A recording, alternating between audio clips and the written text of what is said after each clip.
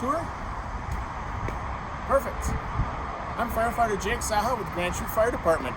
Welcome to fire station number 2. Come on in.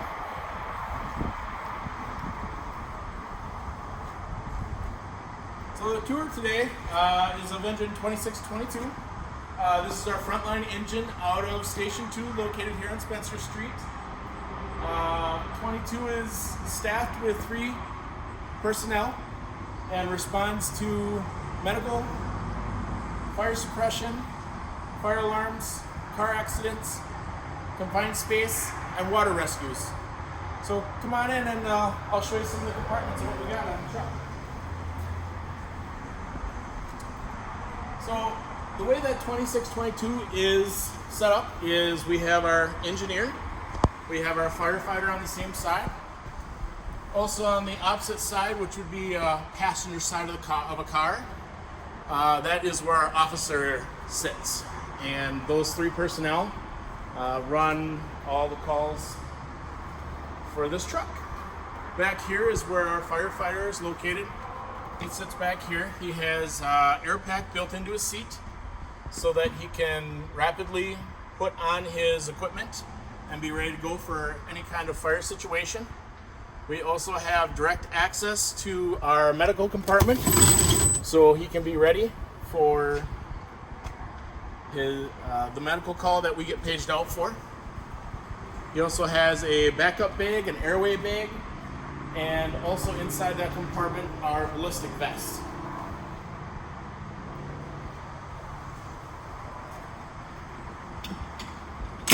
The 2622 is separated into 2 separate sides. One side being the fire side, and the other side being the rescue side. The engineer side of the truck is the fire side of the truck. So come on over. This is our first compartment on 2622. It has our cross lays in it. So if we have a structure fire, our firefighter would grab one of these hose lines and deploy it, and we would use that line most likely to put the fire out. We also have a wide assortment of things up here. We have a ground ladder, just something quick. Say you call us and your smoke detector's going off and we just need a quick ladder to get up to your ceiling and replace your battery. We would use something like that. We also have a longboard for medical calls. This shiny thing right here, not a lot of people get a chance to see this. There's a lot of switches and knobs. This is actually called the pump panel. And this is kind of the main part of the fire truck for pumping water. So we would end up using these gauges and levers to get water from the tank, which is 750 gallons of water that 2622 carries. And we would end up using that tank water to start our fire suppression. 2622 also does have foam on it, so we have that option too, if depending on what kind of fire we have. This is known as the engineer's compartment. It has, the engineer keeps his gear or her gear there, but also has all the couplings and adapters to make whatever we need to work. So if we have a goofy connection on a fire hydrant, if we have to split off to multiple lines, that's part of the engineer's job, the driver's job, to make sure that those connections work so we can get water to our fire. This is our hand tool compartment. A lot of times when we get paged out to some kind of a fire or an alarm or something, we're going to have to bring some kind of hand tool. Whether it be we need to do forcible entry, or we need it to cut through a wall, or do some kind of an overhaul, which would be after the fire is out, looking for fire extension. We would use those tools. Back here, we have a rip pack. We have a bunch of like cleaning supplies. Lately, with all the stuff with the virus going around, we've been really taking precautions on making sure that our guys in our truck stays really clean. And that starts with, if we have a call and we respond to it, that we take care of cleaning ourselves before we get back in the fire truck. We also have a couple fire extinguishers here for your smaller fires, just a quick knockdown kind of thing. We also have a hydrant bag, and then toolboxes. Basically, 2622 is a rolling toolbox. It has all kinds of tools on it. On the back side of 22, you're going to end up finding that we have a fan. And we use a fan basically for getting good air inside of a building. So if somebody has a kitchen fire and there's lots of smoke inside, we'll actually use an air fan to push clean air inside and push bad air out, smoke and bad air out. Back here on 22 is where we carry all of our hose. So we have all of our big hose for making connections to the fire hydrant and getting this thing so that we have a water supply if we have a fire. 22 also carries drown ladders, and we also, believe it or not, we have a boat on here. And the boat inflates, and that's actually up top along with the confined space stuff. And the boat we would use for water rescue. The boat also inflates using one of our air cylinders. So this side of the truck is known as the rescue side. So we're gonna actually use this side for your accidents. And this is where you're gonna find a lot of the tools for stabilizing, cribbing, and of course the famous jaws of life are over here. This compartment, we have high pressure and low pressure airbags. So kind of one of our big things that we need to do is if we have an accident, we'll say it's a rollover, we need to stabilize the vehicle so it's safe for our patients and it's safe for our firefighters to go in and get that patient some care. So we have high pressure airbags. We have multiples of them so that we can lift up your vehicle or bus. These are very powerful. The hose line connections for them. We also have a thing called a strut, and the strut we use to assist us in stabilization for larger vehicles that are more tippy. In this compartment, this is kind of a fun compartment.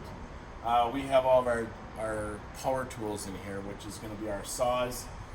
We have the K12, and then we also have a rescue saw that we use to, if we need to ventilate a roof, or if we need to cut through a block wall, this saw will cut through a block wall or any kind of metal. A lot of people ask when they come in the fire station, they go, what is this? So what this hose is, it's a special hose that we use to connect to the exhaust of not only 22, but also all of our fire trucks at the station. And when the truck starts, there's a vacuum fan that goes on, and it actually pulls the bad exhaust out of the building. So it's not going into our living quarters, and our staff are not breathing it. So that's that. This next compartment, this has all of our cribbing in it. A lot of people are like, oh, that's kind of weird, it looks a lot like Legos. And you're right, it is kind of like Legos. We have all these compartments, and then also this drawer that slides out for cribbing. Now, cribbing is used for stabilizing a vehicle in an accident.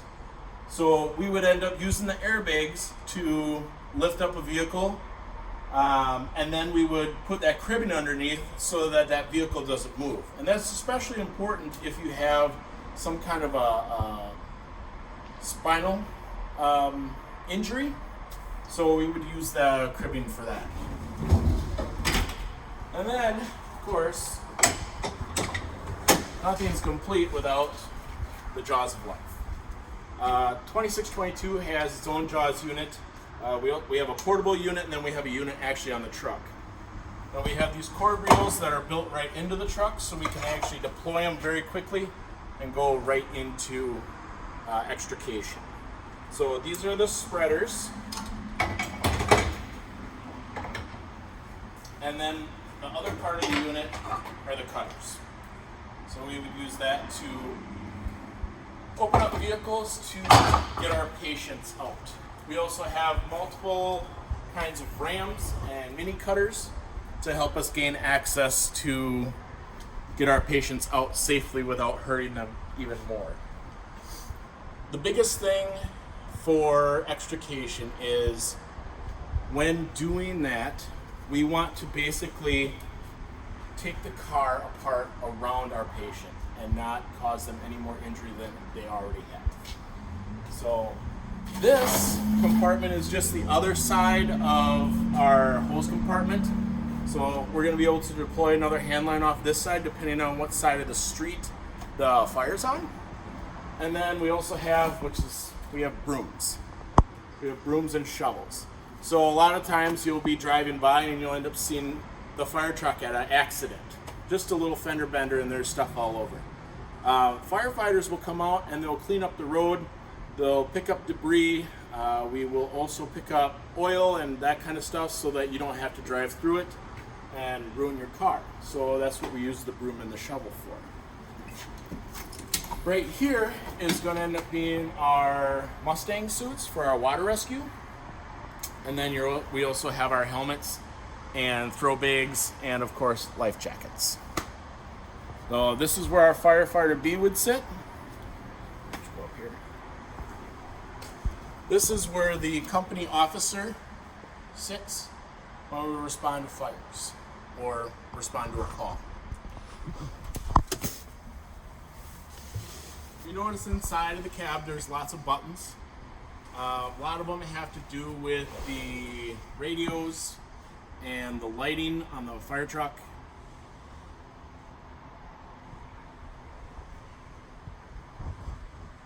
What do you think? So far so good? All right, come on down.